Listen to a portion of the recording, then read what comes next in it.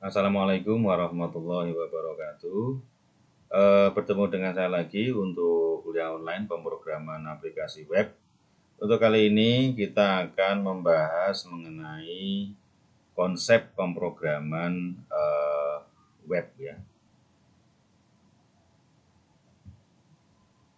Kita perhatikan konsep pemrograman aplikasi web. Sebenarnya ada beberapa hal yang memang perlu untuk dikaji, tetapi kita sedikit lebih fokus ke pemrograman aplikasi webnya. Pemrograman web sendiri itu membuat aplikasi berbasis web ya, karena untuk membuat aplikasi itu berbasis di banyak hal. Ada juga yang berbasis desktop ya. Jadi seperti ketika Anda membuat aplikasi atau mendownload aplikasi yang harus diinstal, nah itu berarti berbasis desktop. Tetapi kalau berbasis web itu memang tidak perlu proses instalasi karena sistemnya itu memang open source ya. Jadi code-nya itu, source code-nya itu bisa dibuka, kemudian bisa diedit.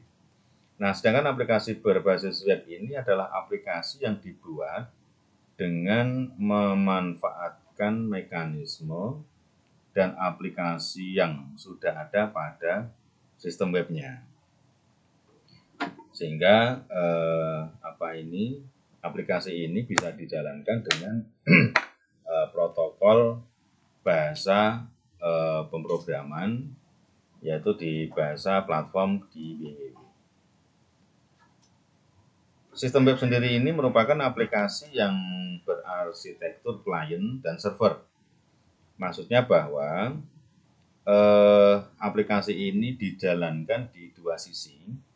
Yang satu di sisi klien, yaitu ketika kita mengakses aplikasi web, kemudian kita buka di PC atau laptop kita, itu berarti di sisi klien.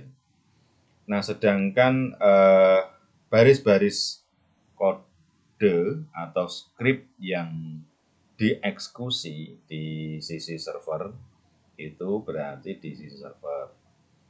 Contoh software web browser di sisi klien itu seperti HTML dan JavaScript atau VBScript. Karena perbedaannya dari kedua aplikasi ini, jika ini di sisi klien, itu kalau diklik kanan, kemudian tampilkan sumber atau source, maka akan muncul baris-baris kodenya asli, seperti asli bahasa pemrogramannya. Tapi kalau di sisi server, maka apa yang baris kode yang di filenya yang ditaruh di server itu beda dengan yang tampil dari sisi kita. Kemudian menggunakan protokol HTTP ya, Hypertext Transfer Protocol dalam komunikasi antara klien dan server. Jadi logikanya atau bahasa sederhananya kan begini. Ketika aplikasi ini dijalankan di server ya, entah itu server di sini bisa local server atau remote server, maka web browser ya seperti kayak Google Chrome, Mozilla Firefox itu akan menerjemahkan dari baris-baris bahasa pemrograman itu yang kemudian ditampilkan.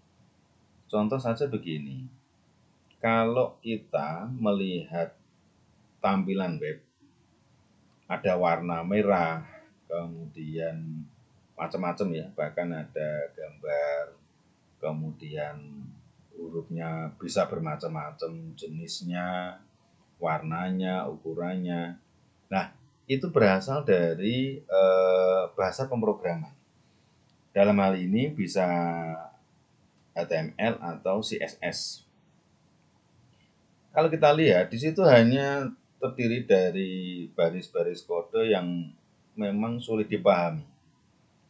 Tetapi browser paham ya, karena memang diprogram untuk menerjemahkan baris-baris kode tersebut yang kemudian menjadi tampilan user interface visual.